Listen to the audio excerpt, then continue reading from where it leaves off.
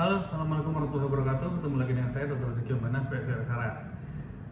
Kali ini saya akan bahas nih, karena banyak pertanyaan yang japri ke DM, ke Instagram, atau beberapa teman ke WhatsApp, atau banyak hal yang menanyakan hal yang serupa ya, yaitu apakah pasien yang stroke itu bisa dilakukan atau diberikan vaksinasi COVID-19? Nah itu ya, ini happening banget, jadi banyak vaksinasi ini kan, ini di awal 2021 ini kan sangat banyak ya, dan banyak orang yang kontraindikasi atau tidak boleh diberikan vaksin. Dulu dikatakan orang tua lansia tidak boleh, tapi ternyata sekarang boleh. Tapi yang masih mungkin belum terpuaskan jawabannya adalah apakah pasien stroke itu boleh dilakukan atau diberikan vaksinasi. Sebelum saya jawab iya atau tidak, maka saya akan bahas dulu sedikit tentang masalah si stroke ini. Jadi si stroke ini kan sebenarnya adalah suatu sindroma atau kumpulan gejala klinis yang menunjukkan gejala berupa gangguan neurologis atau gangguan yang terjadi akibat gangguan fungsi otak, ya kan? Jadi otaknya terganggu nih gara-gara masalah pembuluh darah, entah sumbatan, entah perdarahan. Nah, ngomong-ngomong masalah pembuluh darah ini terjadi bukan karena suatu hal yang ujuk-ujuk begitu aja gitu ya. Jadi ya meskipun stroke-nya itu muncul tiba-tiba, tapi faktor resiko atau penyebabnya ini nggak mungkin mendadak. Penyebab stroke itu antara lain kan kita pikirkan kan antara 3 komponen, kalau nggak pompanya atau jantungnya gitu ya, kemudian pipanya atau pembuluh darahnya, kemudian bisa juga darahnya. Jadi orang yang stroke biasanya dia memiliki faktor resiko gangguan jantung, entah katup, entah irama, terus pembuluh darahnya mungkin ada plak atau ada lumutnya gitu ya, misalnya karena kolesterol tinggi, karena diabetes segala macam, dan biasanya darahnya juga gitu ya, darahnya misalnya kekentalan dan lain-lain.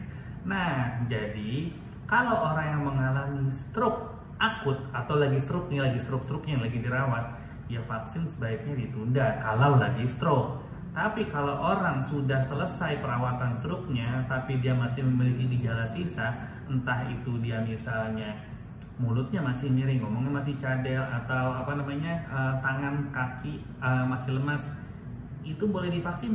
Boleh, dengan catatan. Apa catatannya? Catatannya tadi, tekanan darah tingginya terkontrol, gula darahnya oke, kemudian tidak ada gangguan pengentalan darah. Nah, jadi kalau ditanya apakah pasien stroke boleh divaksin, jawabannya kalau hanya stroke-nya sih boleh, cuman faktor penyebab resiko stroke ini kontraindikasi vaksin atau tidak gitu ya.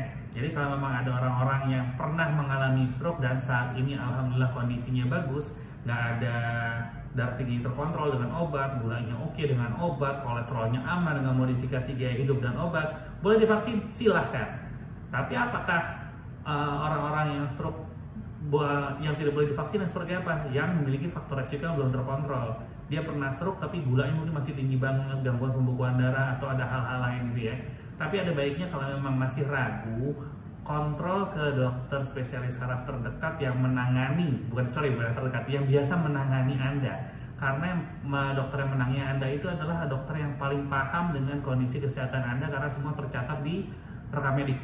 Jadi tanya ke beliau ya, kalau memang masih ragu. Cuma pada prinsipnya kalau memang pasien pernah stroke dan resikonya itu sudah ditangani dan sudah aman-aman saja, silahkan divaksin. Oke, itu aja dulu. Semoga informasi ini bermanfaat. Jadi vaksin ini sangat penting untuk membuat kekebalan imunitas atau imunitas kelompok ya. Jadi kita harus bahu-membahu, harus saling dukung dan saling berusaha menyukseskan masalah vaksinasi ini guna sebagai salah satu wasilah atau penyebab bisa hilangnya pandemi dari negeri ini dan dari dunia. Oke. Assalamualaikum warahmatullahi wabarakatuh.